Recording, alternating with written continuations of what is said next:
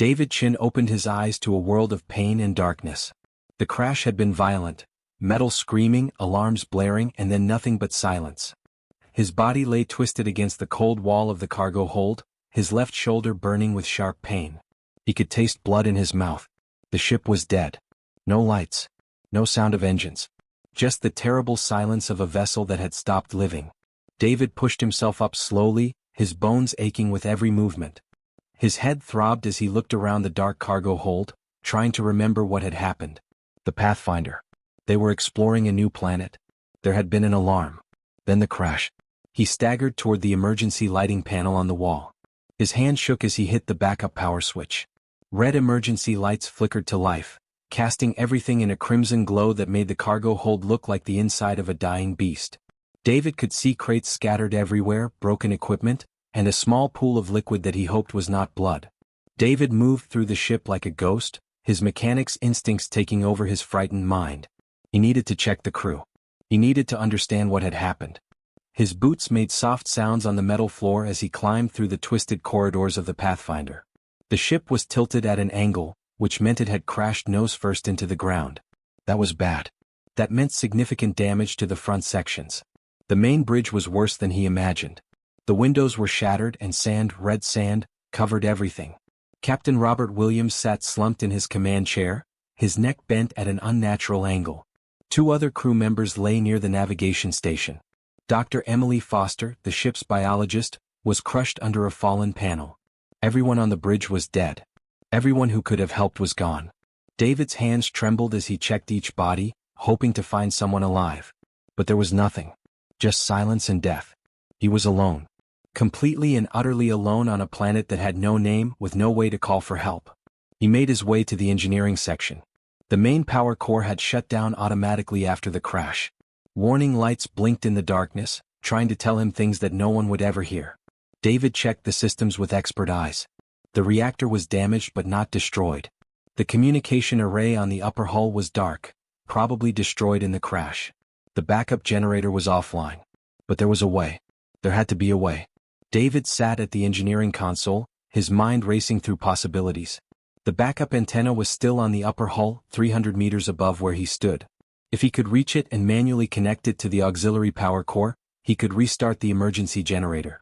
That would give him enough power to send a distress signal. Someone out there would hear him.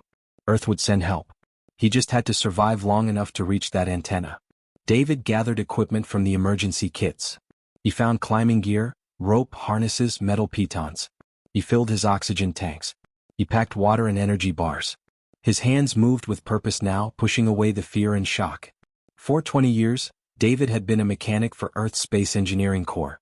He had fixed ships in zero gravity. He had solved impossible problems when lives depended on it. He could do this. He had to do this. As he prepared his equipment, David thought about Lucy. His daughter was 8 years old. She had cried when he left for this mission. She had asked if he would be safe. He had promised her that he would come home with stories about alien worlds and strange plants. He had promised her gifts from distant stars. Now all he had to do was keep that promise. All he had to do was survive. David moved to the upper sections of the ship, where a large hatch led to the exterior. He secured his climbing gear carefully, checking every strap and buckle. The suit's environmental system showed that the atmosphere outside was toxic. High levels of carbon dioxide and strange compounds that his suit sensors could not identify. The temperature was high, around 50 degrees Celsius. The gravity was lighter than Earth but heavier than the moon. He locked his helmet in place and opened the hatch. The crimson sun hit him like a physical force, blinding and hot. The desert stretched out in every direction. Endless dunes of rust-colored sand, rocky outcrops, and strange formations that looked almost like sculptures carved by some ancient hand. It was beautiful and terrifying at the same time. The ship lay on its side, damaged and broken, looking like the skeleton of some great metal beast. The upper hull curved away above him, and David could see the antenna array at the very top, perhaps 30 stories up from where he stood. It looked impossible. It looked like death. But it was his only chance. David attached his climbing harness to the safety line and began to climb. The metal was hot under his gloved hands. His muscles burned as he pulled himself up, finding handholds in the damaged sections of the hull. The wind whipped around him, carrying sand that pinged against his suit. His oxygen counter ticked down with each breath. Below him, the desert stretched out like an ocean of red. Above him, the antenna seemed to get no closer. But David climbed. He climbed because his daughter was waiting. He climbed because he was a mechanic, and this was what mechanics did. They solved problems. He climbed because giving up meant dying alone on an alien world. 50 meters. 100 meters. 150 meters. His arms burned. His legs screamed. His lungs gasped for air inside the suit. But he did not stop. He could not stop.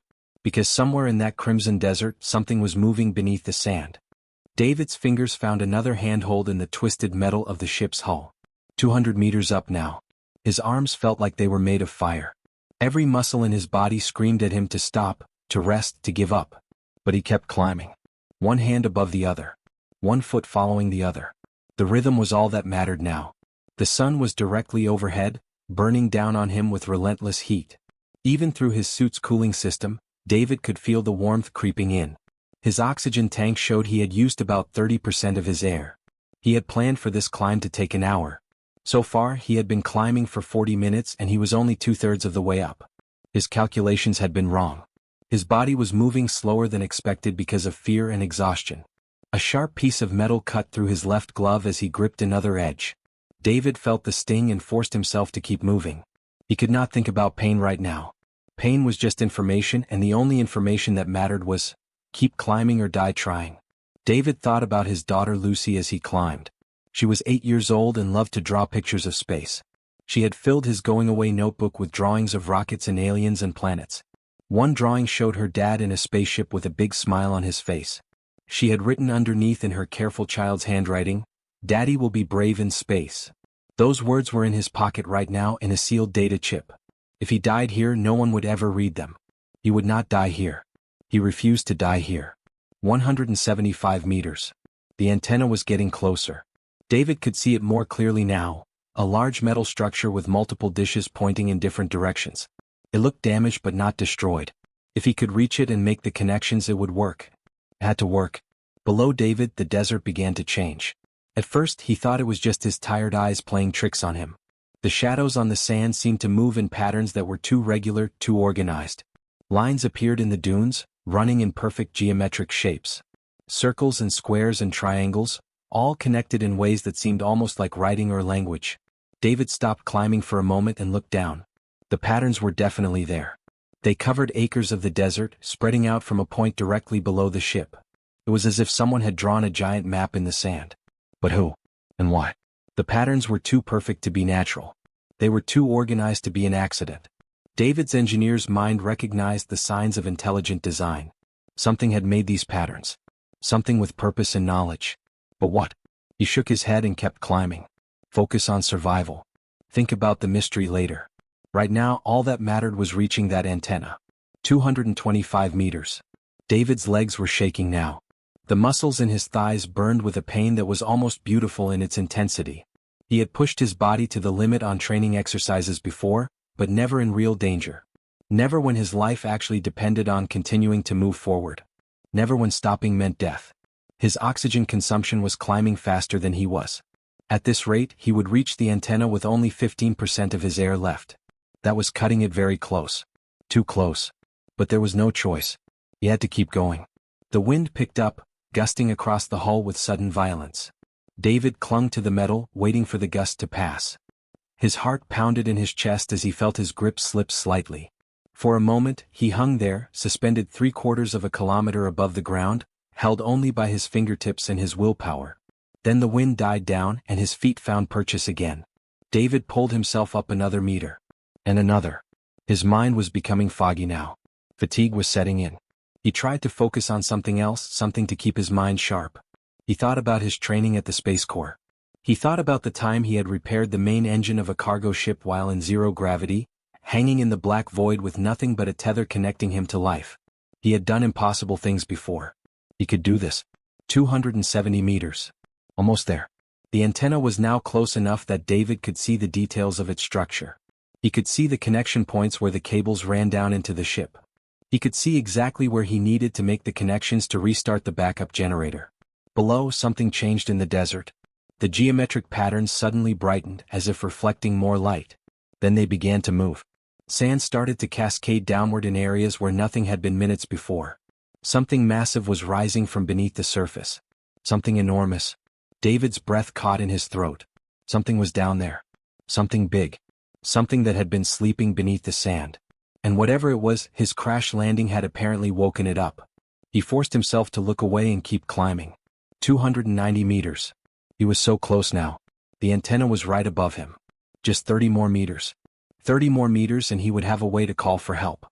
30 more meters and maybe, just maybe, someone would hear him. David's hands found the metal framework of the antenna array. He was here. He had made it.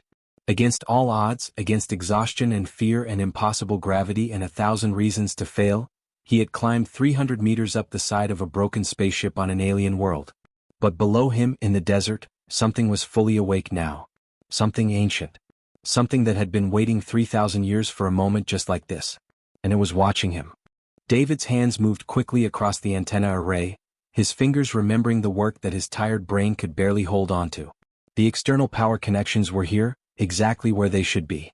The cables ran down into the ship's interior, connecting to systems that had gone silent when the crash happened. He needed to bypass the damaged sections and reroute the power directly to the auxiliary generator. It was complicated work, but it was work he had done 1,000 times before. 20 minutes passed. David worked without stopping, driven by pure determination and the fear that something massive was moving beneath the sand below him. He could not see what it was from this height, but he could feel it.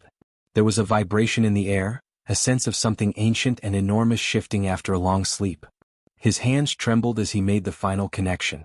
A small light on his control panel flickered to life. The auxiliary generator was responding. He pressed the activation sequence and suddenly the Pathfinder hummed with new life. Power flowed through the ship for the first time since the crash.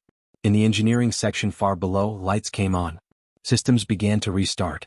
The ship was waking up. David pulled out the communication device from his belt. The distress beacon was the most important system to restart first. He configured the signal, setting it to broadcast on all known Earth frequencies. The signal would travel outward at the speed of light, and somewhere out there, maybe weeks or months away, someone would receive it. Someone would know he was alive. Someone would send help. He pressed the activation button. A small green light appeared on the device. The signal was broadcasting. David felt tears forming in his eyes. He was not going to die here. He was going to go home to Lucy. He was going to keep his promise. Then the desert changed. Below the ship, enormous structures began to rise from the sand. They emerged like the bones of some ancient giant being pulled up from the earth. Metal and crystal formations, tall and impossibly complex, twisted upward into the crimson sky. They were dark and silver, reflecting the harsh sunlight in patterns that hurt to look at. These were not natural formations. These were built. These were made. These were machines or buildings or something that was both and neither. David's breath caught in his throat. There were more structures rising now, dozens of them, all connected by strange beams of solid light that seemed to bend space around them. It was the most advanced technology David had ever seen. It made Earth's greatest achievements look like the toys of children. The structures stopped rising when they reached a height that was level with the antenna array.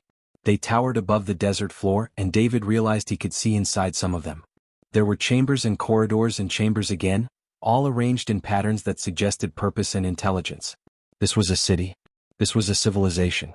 And it had been buried beneath the sand of this planet for who knew how long. Then the communication came. It started as a faint sound in David's suit, almost like static. But then it became words.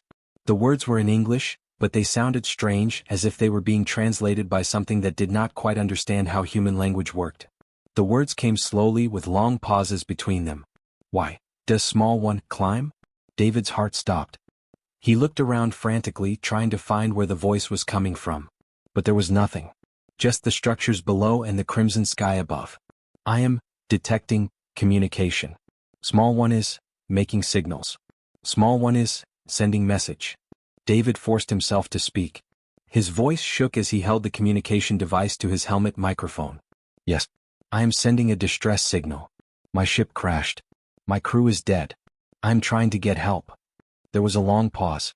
David could hear something like wind moving through the structures below, but it might have been his own breathing in his helmet, loud and panicked. Alone. Small one is alone. Yet still climbing. Still fixing broken things. Still fighting. This is unusual. Most species would give up. Most species would wait for death. But small one keeps trying. What are you? David asked. His hands had stopped shaking. Fear was still there, but underneath it was something else. Curiosity. Wonder. The same feeling he had felt the first time he went into space. We are the architects. We have waited in sleep for a very long time. Your impact. Your crash. It woke us from our dream. We felt the vibration. We heard the sound. We sensed life. Struggling life. Small, fragile life. But life that would not give up. David looked down at the structures. Lights were beginning to glow inside them, blues and greens and colors he did not have names for. The light moved through the structures like blood flowing through veins. The city was alive. It was waking up just like the Pathfinder was waking up. Why did you go to sleep? David asked. We waited, the architect said. We waited to see if the universe would produce something new. Something different. We have seen many species rise and fall across the ages. Most are the same. They want power. They want territory. They want to destroy their enemies. But you, small one, you climb alone. You fix broken things when no one is watching. You do this for love. For daughter named Lucy? David's blood went cold. How do you know about Lucy? We read your signals. We understand your thoughts. Your communication broadcast. We see that you carry drawing in pocket. Drawing by small human. Drawing that shows you in space being brave. This is love. This is what we have forgotten. We have been alive for a very long time. We have forgotten what it means to fight for something you love. We have forgotten what it means to climb when everything says you should fall. Below, the structures glowed brighter. More lights came on. David could see movements inside the structures now, shapes that were not quite solid, not quite transparent, moving with purpose and intelligence. We wish to meet you, small one named David. Will you come down? David Chin looked up at the impossible alien sun, and then down at the city that was rising from the sand. He had come to this planet looking for discovery. He had never expected to find something like this. Yes, he said. I will come down. David descended slowly from the antenna array, using his climbing gear to move carefully down the hull of the Pathfinder. His mind was racing with 1,000 questions. The architects. An ancient civilization that had been sleeping beneath the sand for thousands of years. They could read his thoughts. They knew about Lucy. They had somehow sensed the love in his drawings. It did not feel real. It felt like a dream that his tired mind had created. But the structures below were real. The lights were real. The voice in his communication system was real. As David reached the middle section of the ship, one of the structures began to change. A beam of light shot upward from its highest point, bright and pure, creating a path that extended from the structure to a point on the ship's hull near David. The beam was solid, or at least it looked solid. It glowed with a blue-white color that was almost too beautiful to look at. We have created a bridge for you, the architect said through his communication system. This bridge is made from controlled energy. It will hold your weight. Will not harm you. You may walk upon it safely. David stopped climbing and looked at the beam of light below him. Every part of his training told him it was impossible. Light could not be solid. Light could not hold weight. Light was energy, not matter. But everything about this situation was impossible. An ancient alien civilization buried beneath the sand. Communication across species. Intelligent machines that could read his emotions. He carefully made his way down the final distance to where the beam began. Up close, the light was even stranger. It felt warm when he approached it, but not hot. It seemed to vibrate at a frequency that made his teeth ache slightly. David reached out and touched it with his gloved hand. It was solid. Completely solid. It felt like metal, but smoother and warm like skin. David took a breath and stepped onto the bridge. His boots held firm against the surface. The beam did not bend or break. He took another step and then another. As he walked across the bridge of light, suspended between the ship and the structure below, David felt a strange sense of calm. This was contact. This was the moment that humanity had dreamed about for thousands of years. And he was the first one to cross the bridge. The bridge carried him down through the crimson air. Below, the desert unfolded like a map of ancient history. The geometric patterns that David had seen from the ship were now clear. They were not random designs. They were symbols. They were language written in sand. They told a story of arrival and departure, of sleep and waiting, of patience measured in millennia. The bridge ended at the entrance of the largest structure. The door was massive, at least 50 meters tall, and it was made of the same dark metal that covered all the architect buildings. As David approached, the door began to open, sliding silently to the side. Inside was light and space and something that David's mind struggled to understand. The interior of the structure was like nothing on Earth. The walls seemed to shift and change, displaying images and information in ways that David could almost comprehend but not quite. He saw star maps showing galaxies he had never heard of. He saw mathematical equations that made his head hurt. He saw images of civilizations that had risen and fallen across the ages. Then a figure appeared before him. It was not solid. It was more like a shimmer in the air, a disturbance that had weight and intention but no real form. It moved like water and light combined together. David realized he was looking at one of the architects themselves. "I am the one who first sensed your arrival," the being said. Its voice was clearer now, less fragmented. It had learned to speak English better just from listening to David's transmissions. "Your species is remarkable. You are small and fragile. Your technology is primitive. Your lifespan is brief. And yet you climb mountains. You fix broken things. You love your young ones so fiercely that you would die for them. Why did you go to sleep?" David asked. His fear was fading now, replaced by wonder. "If you are so advanced, why would you need to sleep?" The architect moved closer, its shimmer becoming almost translucent, and David could see inside it. There were lights moving through its form, patterns of energy that seemed to communicate with each other. It was beautiful and terrible at the same time. "We sleep because we forgot why we lived," the architect said. "We became too advanced. We learned to live forever. We learned to repair any damage. We learned to solve any problem. And slowly, over thousands and thousands of years, we forgot what it meant to struggle. We forgot what it meant to want something so badly that you would risk everything to get it. We forgot what it meant to be hungry for life." The architect showed David images from its memories. David saw the architects when they were young, building their cities with joy and passion. He saw them grow more advanced, more powerful. He saw them begin to create other civilizations, other species, to study them. He saw those species rise and fall. And he saw the architects become sad and tired, moving slower, doing less, eventually deciding to sleep and wait for something to change. "Your kind is different," the architect continued. "We have observed thousands of species across the galaxy. Most are like us now, tired and without passion. Some are aggressive, destroying everything in their path. But humans, your kind, you still have the hunger. You still have the drive. You still have the love that makes you climb impossible heights." David felt tears in his eyes. He thought about all the explorers and scientists and engineers who had dreamed of this moment. He thought about Lucy waiting for him on Earth. He thought about the future of humanity on a universe stage. "What happens now?" David asked. "Now," the architect said, "we make a choice. We can offer you technology. We can offer you power. Or we can offer you something more valuable. We can offer you an alliance. We can offer to remember, together, what it means to want something. To fight for something. To climb toward a dream even when everything seems impossible." David looked at the shimmer of light and energy before him, and he knew what his answer would be. "Yes," he said. "Yes, we will help you remember." David spent the next 3 days in the structures of the architects, learning about their civilization and their fears. The architects showed him technologies that would not exist on Earth for thousands of years. They showed him how to repair the Pathfinder with machines that could fix molecular damage. They showed him star maps and warned him about things that moved in the darkness between stars. The architects were not the most advanced beings in the universe, David learned. There were older things. Hungrier things. Things that destroyed civilizations for sport or food or reasons that no one understood. The architects had been hiding from these things for a very long time. They had gone to sleep hoping that the danger would pass. But the danger never passed. It only grew worse with each passing age. "We are powerful," the lead architect explained as they walked through corridors of light and crystal. "But we have lost the will to fight. We have lost the hunger that made us strong. Your species, humans, you still have this hunger. You still have the courage to face the dark. This is why we woke when you crashed. This is why we are interested in you." On the 4th day, David made a proposal that would change the future of both species. They stood in a chamber at the highest point of the tallest structure. From here, David could see across the entire desert. The red dunes stretched to the horizon, and above them, the crimson sun hung in a sky that seemed to go on forever. "Form an alliance with Earth," David said.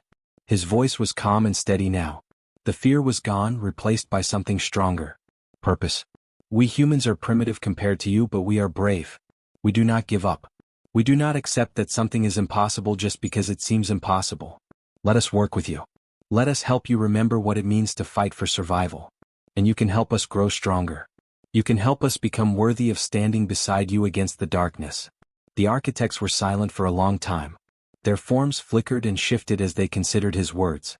David could feel them thinking, communicating with each other in ways that he could not see or hear. They were debating. They were considering. They were afraid. Finally, the lead architect spoke. "This is not a small thing you ask," it said. "An alliance between our kind and your kind. It would change everything. It would change how we see the universe. It would change how we see ourselves. But perhaps that is what we need. Perhaps that is exactly what we need." The architect reached out and touched David's helmet with something that was almost like a hand. Where it touched, David's suit filled with light. Symbols and equations flooded his vision, information pouring into his consciousness faster than his mind could process. He saw treaties written in light. He saw promises etched into the fabric of reality itself.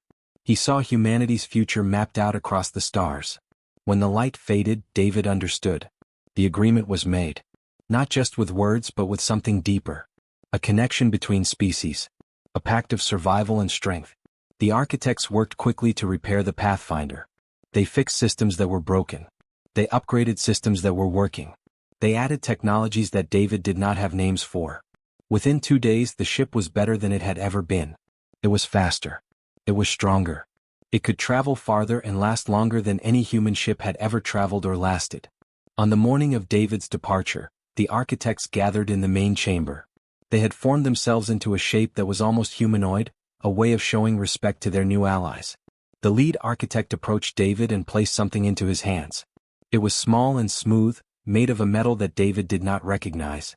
It glowed with a faint blue light. When David held it, he could feel its warmth and he could sense something like consciousness inside it. "This is a beacon," the architect said. "It will allow us to communicate across the vast distances of space. When you reach Earth, plant this beacon on your world. Tell your leaders that they have friends among the stars. Tell them that we will watch for them. Tell them that we believe in their strength." David nodded and carefully placed the beacon into a secure container in his suit. "I will," he said. "I promise." The architects escorted David back to the Pathfinder. The ship hummed with new power as he entered it. The life support systems were perfect. The engines were ready. The communication systems were clear. Everything was prepared for the long journey home. David strapped himself into the pilot's seat and began the startup sequence. The engines came to life with a power and smoothness that he had never felt before. The ship lifted from the ground slowly, carefully, rising above the desert on pillars of blue flame. As the Pathfinder climbed higher, David could see the architect's structures below, all of them glowing with light. The geometric patterns in the sand began to glow as well, creating a massive symbol that David recognized. It was the symbol of alliance. It was the symbol of hope. When the ship reached the upper atmosphere, David activated the long-range communication system. He recorded a message on all known Earth frequencies. His voice was calm and clear as he spoke. "This is David Chin of the exploration vessel Pathfinder. I have made first contact with an advanced alien civilization. They call themselves the Architects. They are peaceful and intelligent. They wish to form an alliance with humanity. I am returning to Earth with proof and technology. More importantly, I am returning with a message from them. The message is simple. The universe is watching. The universe believes in us. The universe needs us to be brave." David paused, looking out at the stars through the window of his ship. He thought about Lucy waiting for him on Earth. He thought about all the people on his world who would hear this message. He thought about the future that was about to begin. "I am coming home," he finished. "And I am bringing the future with me." The Pathfinder jumped to light speed, leaving the Crimson Planet behind. But David knew he would return. He knew that humanity and the architects would stand together against the darkness that moved between the stars. He knew that his climb up the side of a broken ship had saved more than just his own life. It had saved the alliance that would help humanity reach for the stars. Below, on the desert planet, the architects watched the ship disappear into the stars. And for the first time in 3,000 years, they felt something they had thought was lost forever. They felt hope.